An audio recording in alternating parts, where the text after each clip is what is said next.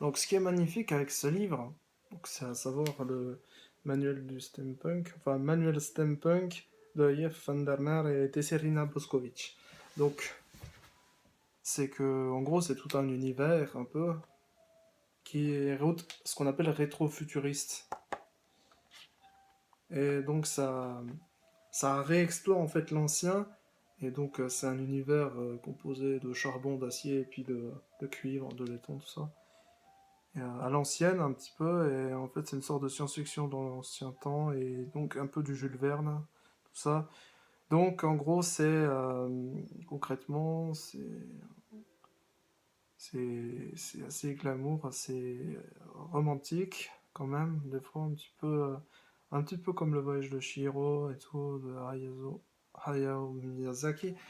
Euh, donc le réalisateur japonais.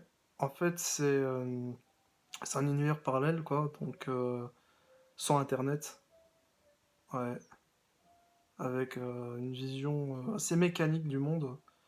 Et c'est vrai que du coup, ben, pour illustrer ça, on peut avoir plein de choses et tout. Qu'est-ce qu'il pourrait... Oui, les zeppelins, les sous-marins, tout ça, c'est du steampunk, en gros.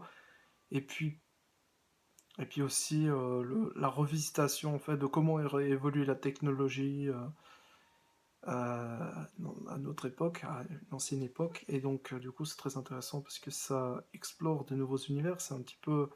En fait, c'est un petit peu comme un fantasme.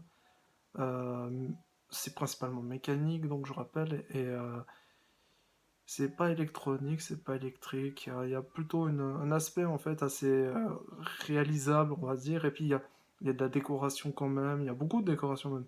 C'est quelque chose, je trouve que c'est très original, c'est très intéressant, le concept steampunk, parce que ça retrace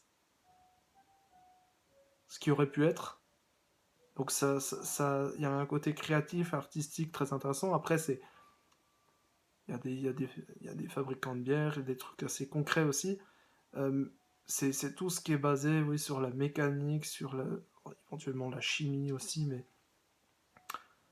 j'ai pas de mots pour exprimer ça. C'est principalement le 19e siècle, c'est principalement, voilà, on retrouve l'Angleterre victorienne, mais on peut retrouver tout le 19e siècle de n'importe quel pays à peu près. Enfin, mais en fait, l'idée, c'est plus loin que ça, voilà, une revisitation du passé qui aurait pu évoluer différemment ou d'un futur. Si aujourd'hui, en fait, on avait eu dans le passé un autre passé, un passé qui nous aurait pas fait évoluer, on n'aurait pas choisi, euh, on va dire, l'électricité, mais surtout, même si on avait pris l'électricité, on n'aurait pas choisi l'électronique, on n'aurait pas choisi l'ordinateur, surtout, parce que Internet, tout ça, ça rend fou, c'est trop rapide. Puis il y a pas, comme on voit, en fait, on va directement sur les trucs, donc ça fait un petit peu peur, c'est stressant. Alors qu'avant, il y avait toute une question.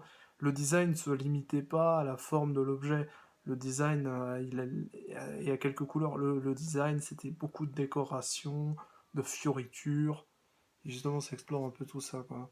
Et justement, à la fois c'est moins déprimant parce qu'effectivement il y a beaucoup de fioritures et tout. Là, il y a toujours de quoi regarder. Il s'ennuie jamais. Et donc voilà, parce que l'oisiveté est mère de tous les vices. En fait, dans le mouvement steampunk, c'est un peu les inventeurs, les créations, enfin, les inventions comment dire, de machines et tout. Donc c'est un autre univers.